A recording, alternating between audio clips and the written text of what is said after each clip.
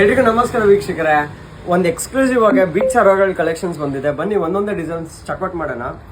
ಹೊಸದಾಗಿ ಮಾಡಿಸಿರೋ ಬೀಚ್ ಹಾರ ನೋಡಿ, ತುಂಬಾ ಚೆನ್ನಾಗಿ ಬಂದಿದೆ ಡಿಸೈನ್ಸು. ಇದು ಯೂಸ್ ಮಾಡಿರೋ ಬೀಚ್ ಎಲ್ಲ ಬಂದು ಒರಿಜಿನಲ್ ಕ್ರಿಸ್ಟಲ್ ಬೀಚ್ ಯೂಸ್ ಆಗಿರುತ್ತೆ.